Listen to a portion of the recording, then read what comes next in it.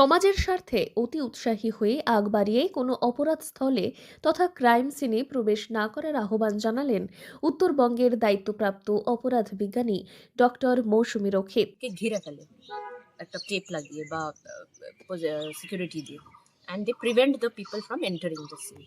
So that is the first and most important কেউ thing. যদি ঢুকে পড়ে কোনো সাংবাদিক, তাহলে কি তার সমস্যা হতে পারে যদি সেই ক্রাইম সিনের জায়গায় বা আপনারা কি অ্যাডভাইস করবেন? না ঢোকাটাই ভালো। হ্যাঁ, না ঢোকাটাই ভালো। যতটা আপনারা যদি কভার করতে হয় একটু ডিস্টেন্স বজায় রেখে কভার করবেন, তাতে আমাদের কেসের হ্যাম্পার হতে পারে যদি আপনারা সেভাবে ঢুকে যান। সবাই যদি ঢুকে যায় তাহলে ক্রাইম সিনটা ডিস্টার্ব হয়ে যায়। Thank you. তার মতে অযথা প্রবেশের ফলে গুরুত্বপূর্ণ বৈজ্ঞানিক তথ্য ও প্রমাণ নষ্ট হয়ে যায়, যার সরাসরি প্রভাব পড়ে তদন্ত ও বিচারের ওপর। এই প্রসঙ্গে ডক্টর মৌসুমী রক্ষিত জানিয়েছেন, ফরেনসিক সায়েন্স অপরাধ এবং অপরাধীর ধরনকে বৈজ্ঞানিক পদ্ধতিতে বিশ্লেষণ করে, কিন্তু বর্তমানে ফরেনসিক বিশেষজ্ঞদের ঘটনাস্থলে পৌঁছানোর আগেই বহু মানুষ সেখানে অযথা প্রবেশ করেন, ফলত তথ্য সংগ্রহ ব্যাহত হয়। তিনি স্পষ্টভাবে বলেন, ফরেনসিক বিভাগই যে কোনো অপরাধের ক্ষেত্রে অন্যতম ফার্স্ট রেসপন্ডার, তাই সাধারণ নাগরিকদের দায়িত্বশীল আচরণ এক্ষেত্রে অত্যন্ত জরুরি। মোবাইল ইউনিট নতুন না, এটা প্রত্যেকটি জেলায়, অলমোস্ট প্রত্যেকটি জেলায় অল ওভার ওয়েস্ট বেঙ্গল নতুন ইউনিট খোলা হয়েছে, মোবাইল ফরেনসিক ইউনিট।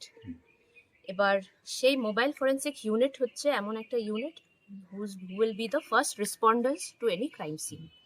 এখন আমাদের ক্ষেত্রে যেহেতু আমি একটু আগেই বললাম, আমাদের RFSL হচ্ছে একমাত্র regional forensic lab which is catering to all the 8 districts. এবার আপনি যদি দক্ষিণ দিনাজপুর কথা ভাবেন বা মালদার কথা ভাবেন, ডিস্টেন্সটা অনেকটা বেশি জলপাইগুড়ি থেকে। তো এই ডিস্টেন্সটা একটা কনস্ট্রেন্ট হয়ে দাঁড়ায়। বা মোবাইল ফরেনসিক ভ্যান বা মোবাইল ফরেনসিক ইউনিট থাকলে সুবিধাটা কি হবে, সঙ্গে সঙ্গে ফার্স্ট রেসপন্ডার্স বা এই আমাদের forensic experts can reach the site at a very short span of time. তাতে এভিডেন্স কালেকশন বলুন, প্রিজার্ভেশন অফ এভিডেন্স, সব কিছু একটা সাইন্টিফিকভাবে তাড়াতাড়ি সম্ভব হবে। উল্লেখযোগ্যভাবে পশ্চিমবঙ্গে ফরেনসিক বিজ্ঞানের ভিত্তি স্থাপিত হয় 1952 সালে তৎকালীন মুখ্যমন্ত্রী ডক্টর বিধানচন্দ্র রায়ের উদ্যোগে। সেই সময় ফরেনসিক বিভাগের দায়িত্ব পান বিশিষ্ট বাঙালি বিজ্ঞানী ডক্টর ষষ্ঠী চৌধুরী, যিনি ভারতের ফরেনসিক বিজ্ঞানের অন্যতম পথিকৃৎ হিসেবেও পরিচিত। বর্তমানে কলকাতার পাশাপাশি উত্তরবঙ্গের 8টি জেলার জন্য জলপাইগুড়িতে অবস্থিত রিজিওনাল ফরেনসিক সায়েন্স ল্যাবরেটরি নীরবে কিন্তু দক্ষতার সঙ্গে অপরাধ প্রমাণের কাজে গুরুত্বপূর্ণ ভূমিকা পালন করে চলেছে।